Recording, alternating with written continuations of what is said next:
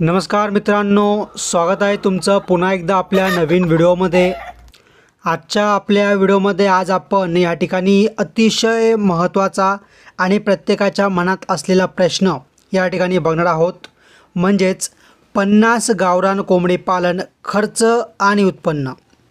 बघा, या व्हिडिओमध्ये 50 गावठी कोंबड्या किंवा प्युअर गावरान कोंबड्या त्यांच्या आपण थोडक्यात त्यांच्या पालनची माहिती किंवा त्यांना किती खर्च येईल, भांडवल किती लागेल, खाद्य किती लागेल किंवा इतर असा सर्व खर्च किंवा कोणत्या कोणत्या गोष्टींकडे आपलं लक्ष दिलं पाहिजे अशी संपूर्ण माहिती या व्हिडिओत बघणार आहोत। तसंच सुरुवातीपासून भांडवल उभं करण्यापासून ते या ठिकाणी आपल्याला उत्पन्न येण्यापर्यंत किंवा पक्षी विकेपर्यंत तुमचं संपूर्ण गणित किंवा संपूर्ण हिशोब या ठिकाणी आपण एक सरासरी अंदाजा काढणार आहोत, बरोबर। आणि कशा प्रकारे आपण महिन्याला 40,000 रुपयाचं उत्पन्न घेऊ शकतो याचा एक आपण अंदाजा बघणार आहोत। पण जर तुम्ही आपल्या चॅनलवरती नवीन असाल तर सगळ्यांना मी आत्ताच विनंती करतोय, आपण असेच व्हिडिओ या ठिकाणी दररोज बनवत असतो, त्यामुळे तुम्ही आत्ताच्या आत्ता आपल्या ह्या चॅनलला लगेच सबस्क्राईब करून बेल आयकॉनला क्लिक करून ठेवा, म्हणजे दररोजचे व्हिडिओ तुम्हाला टाईम टू टाईम भेटत राहतील। आणि सोबतच व्हिडिओला लाईक नक्की करा। तर बघा मित्रांनो, 50 गावरान कोंबडी पालन आपल्याला जर करायचं असेल तर कोंबडी पालन कशासाठी करतोय आपण हे ठरवणं खूप गरजेचं आहे। कारण की बरेच लोक कोंबडी पालन हे अंडे उत्पादनासाठी करतात, बरेच लोक पिल्लं विकायसाठी करतात आणि बरेच लोक या ठिकाणी पक्षी मोठे करून किंवा मांस उत्पादनासाठी करत असतात।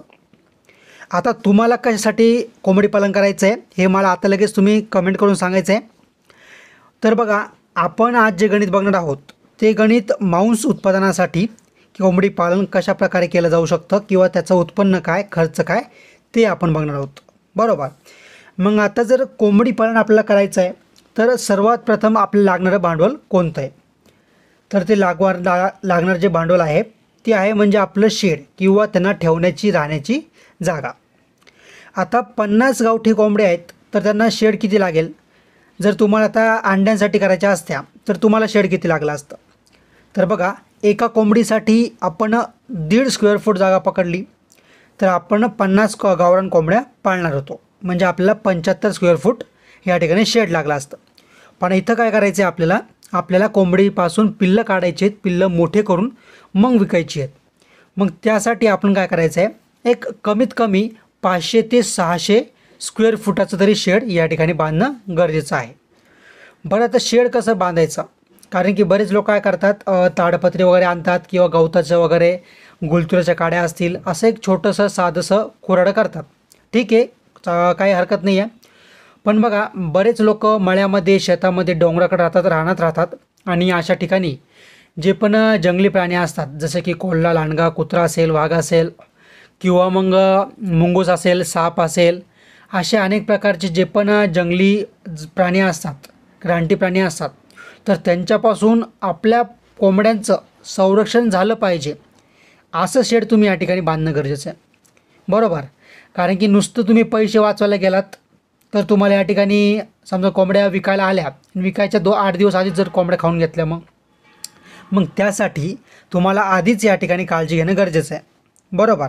मग त्यासाठी तुम्हाला शेड कसं असलं पाहिजे, तर खाली सिमेंटचा एक कोबा पाहिजे ज्यामध्ये त्याची जास्त तुम्हाला तूस वगैरे पलटी करता येईल किंवा त्यामध्ये जास्त घाण होणार नाही आहे, बरोबर। सोबतच तुमच्या शेडला चांगली पक्की लोखंडाची जाळी असणं गरजेचं आहे। आणि तुम्हाला वरती या ठिकाणी फक्त ताडपत्री नाही तर या ठिकाणी पत्रा असेल तर एक चांगली गोष्ट पत्रा राहील। जर पत्रा असेल तर वरतून या ठिकाणी जंगली रानटी प्राणी मध्ये येऊ शकत नाही आहे। आणि दुसरी महत्त्वाची गोष्ट म्हणजे तुम्हाला उंची पण एक चांगल्या प्रमाणात ठेवायची, कारण की बरेच लोक खूप छोट्या हाईटचं शेड बांधतात आणि त्यामध्ये काय होतं की जर उन्हाळा असेल तर या ठिकाणी अतिशय उष्णता त्या शेडमध्ये तयार होते आणि त्यामध्ये उष्णतेमुळे पक्षी या ठिकाणी दगावतात, बरोबर। त्यामुळे शेड चांगलं बांधा। जर एक 500 ते 600 स्क्वेअर फुटाचं शेड बांधायचं असेल तर मी तुम्हाला एक हिशोब सांगतो। आता मला काही एवढा अंदाज नाही आहे, पण जेव्हा आम्ही बांधलं होतं 500 स्क्वेअर फुटाचं शेड तर त्यावेळेस आम्हाला जो खर्च लागला होता तो या ठिकाणी 70 ते 80 हजारच्या आसपास लागला होता, बरोबर। मग आता बरेच लोक बोलतील की 60-70 हजारामध्ये थोडी 500 फुटाचं स्क्वेअर फूट 500 स्क्वेअर फुटाचं या ठिकाणी शेड होईल। तर बघा मित्रांनो, तुम्ही जर सारखे भरपूर मजूर घेतले तर तुम्हाला हा खर्च वाढू शकतो। पण आम्ही जे शेड बांधलं त्यामध्ये आम्ही फक्त मिस्त्री घेतला होता बाहेरचा, बाकी जे पण गवंड्याचे कामं होते किंवा जे हाताखालचे कामं होते ते आम्ही स्वतः, आमच्या घरातले 3-4 माणसं होते किंवा आमचे 2 माणसं असतील, ते सर्व माणसं आम्ही स्वतः काम करायचो।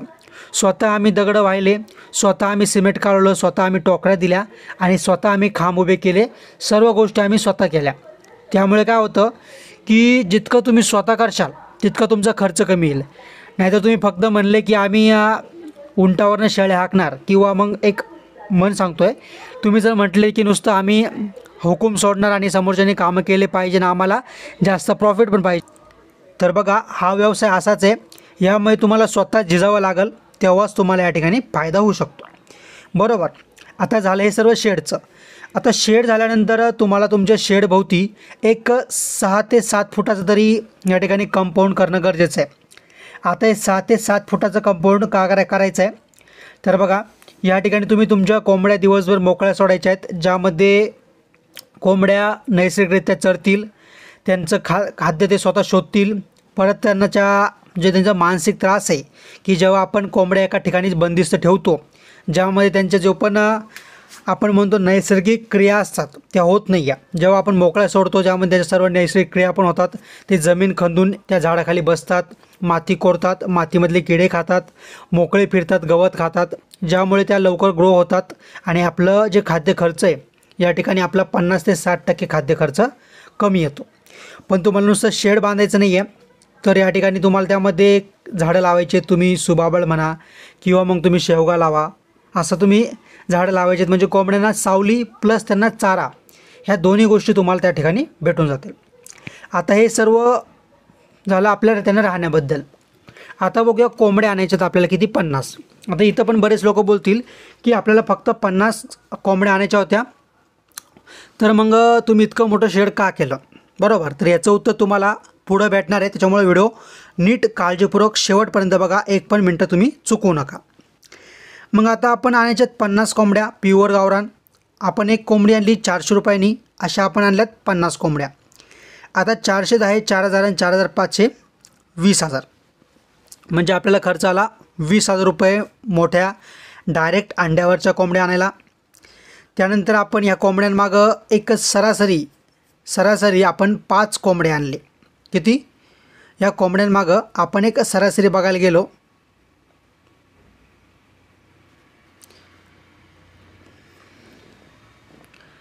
आपण जर बघायला गेलो तर या कोंबड्यांमागं 50 कोंबड्यांमागं एक सरासरी आपण काय केलं की या ठिकाणी 5 कोंबडे आणले। आता हे 5 कोंबडे आपण आणले, एक कोंबडा 600 रुपये प्रति कोंबड्याने आपण आणला आणि असे करून 3,000चे आपण कोंबडे आणले। म्हणजे एक सरासरी बघायला गेलात तर 23,000 ते 30,000पर्यंत आपल्याला पक्षी आणायचा खर्च येईल। आणि बाकी शेडचं काय असेल आपला 50,000 ते 1,00,000पर्यंत आपण शेड पण बांधू शकतो। आणि कंपाऊंडला आपल्याला 5-10 हजार लागू शकता।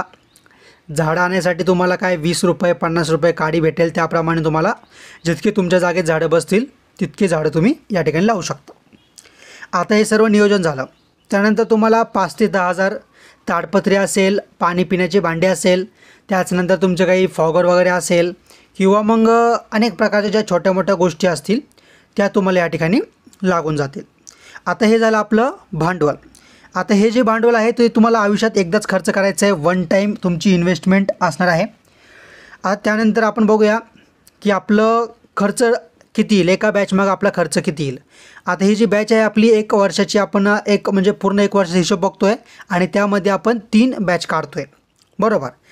आता बघा कोंबडीचं सायकल कसं असतं, कोंबडी 20-21 दिवस अंडे देते, त्यानंतर 20-1 दिवस ती उबवते आणि त्यातून पिल्लं काढते, म्हणजे 40 दिवस गेले आणि त्यानंतर तिथून पुढं ती 2-1 महिने त्या पिल्लांना सांभाळते। म्हणजे असं संपूर्ण सायकल 3.5 ते 4 महिन्याचं एक सायकल असतं आणि त्यानंतर ती पुन्हा अंड्यावर येते, बरोबर। मग आता समजा तुम्ही 12 महिने आपण ठेवले आणि समजा या महिन्यात तुम्ही कोंबड्या आणलेत, तर इथून पुढं ती 20-1 दिवस कोंबड्या अंडे देतील, तिथून पुढं 20-1 दिवस उबवणार, त्यातून पिल्लं काढणार, बरोबर। आता प्रत्येक कोंबडीने समजा प्रत्येक कोंबडीखाली आपण 15 ते 20 अंडे ठेवले, त्यातून काही अंडे खराब झाले, काही पिल्लं मेले आणि असे करून प्रत्येक कोंबडीचे आपल्याला फक्त 10च पिल्लं या ठिकाणी जगली. फक्त 10च पिल्लं जगली एका कोंबडीमागं. आणि 50 कोंबड्यांचे किती झाले, तर 500 पिल्लं आपल्याला एका बॅचमध्ये भेटले. म्हणजे सुरुवातीच्या बॅचमध्ये 50 गुणिले 10, प्रत्येक कोंबडीचे 10 पिल्लं, असे आपल्याला 500 पिल्लं भेटले. त्यानंतर आपण 500 पिल्लांचं खाद्य किती लागेल ते एकदा बघूया. आता बघा, एक गावरान कोंबडी असते, ती एक सरासरी 1 ते 1.5 किलोच्या आसपास तिचं वजन असतं, बरोबर. म्हणजे याचा अर्थ 1 ते 1.5 किलो कोंबडी जेव्हा होते तेव्हा आपण तिला विकत असतो. पण आपण गावठी कोंबडी 1 किलो व्हायसाठी तिला किती खाद्य द्यावं लागतं, तर एक सरासरी 3 ते 4 किलो किंवा 4.5 किलो खाद्य तिला या ठिकाणी द्यावं लागतं. मग समजा आपल्याकडे 500 पक्षी असतील किंवा 500 पिल्लं असतील, मोठ्या पक्ष्यांचा हिशोब आपण नंतर बघूया. पण जर आपल्याकडं 500 पिल्लं असतील आणि प्रत्येक एका पिल्लाला 4 किलो खाद्य लागत असेल, तर आपल्याला 2000 किलो खाद्य त्यांना द्यावं लागेल. पण आता हे 100% आपण विकतचं देणार का त्यांना, तर अजिबात नाही आहे. आपण 50-60% घरगुती आणि 50-1% विकतचं खाद्य. मग आता जर 50% पकडलं तर 1000 किलो खाद्य आपण घरचं देणार आणि 1000 किलो खाद्य या ठिकाणी विकतचं देणार. आता जर विकतचं खाद्य 32 रुपये किलोनी रेट चालू आहे आणि 1000 किलो द्यायचं ठरलं, तर आपल्याला 32,000 रुपयाचं खाद्य पहिल्या बॅचला लागेल. त्यानंतर पुन्हा 4 महिन्यानंतर आपली दुसरी बॅच निघेल, तिला पण आपल्याला 500 पिल्लं, 32,000चं खाद्य. आणि तिसरी बॅच पुन्हा काढणार आपण 4 महिन्यानंतर, तिला पण 32,000चं खाद्य आणि 500 पिल्लं. मग असा जर आपण एका वर्षात जे आपले पक्षी निघतील ते पक्षी होतील आपले सरासरी 1,500च्या आसपास. 1,500 पक्षी आणि त्यांचा जो खाद्य खर्च आहे तो होईल 96,000 रुपयाच्या आसपास. त्यानंतर बघूया, आता आपले जे काही मोठे पक्षी आहेत त्यांना आपल्याला जो खाद्य खर्च लागेल पूर्ण वर्षभराचा, तो आपण या ठिकाणी बघूया. बघा, आपल्याकडं जर 50-55 मोठे पक्षी आहेत, त्यांना दिवसाला आपण 100 रुपयाचं खाद्य दिलं, म्हणजे एक सरासरी 3-1 किलो खाद्य आपण विकतचं दिलं आणि बाकी घरगुती दिलं, तर त्यांना 100 रुपये आपण खाद्य खर्च दिवसाला पकडूया. असे करून 365 दिवस आपण जर 100 रुपयांनी हिशोब बघितला तर 36,500 रुपये आपल्याला पूर्ण वर्षभराचा खर्च या ठिकाणी मोठ्या पक्ष्यांनी येतो आहे. बघा, एक गोष्ट क्लिअर करून देतो आहे की आपण जो खर्च पकडतो आहे हा एक सरासरी पकडतो आहे, बरोबर ना. कारण की बरेच लोक 80% पण घरगुती खाद्य देतात, बरेच लोक 100% विकतचं पण देतात, काही लोक 50-50% देतात, काही लोक विकतचं देतच नाही आहे, तर काही लोक सगळं विकतचं देत आहेत. तर वेगवेगळ्या ठिकाणानुसार किंवा वेगवेगळ्या लोकांच्या मते या ठिकाणी खाद्य खर्च कमी जास्त असू शकतो, बरोबर. आणि आता आपण मेन 2 पॉईंट बघूया, ज्यामध्ये आपलं घरगुती खाद्य काय द्यावं लागेल आणि दुसरा पॉईंट म्हणजे आपलं इतर काय काय खर्च लागेल आणि आपल्याला उत्पन्न किती, उत्पन्नामधून खर्च वजा करून आपल्याला नफा किती, असे एक शेवटचे 2-3 टॉपिक राहिले ते बघूया. पण त्या अगोदर मी तुमच्या भावासारखा आहे, मुलासारखा आहे, मित्रासारखा आहे, सर्वांना माझी हात जोडून कळकळीची विनंती आहे.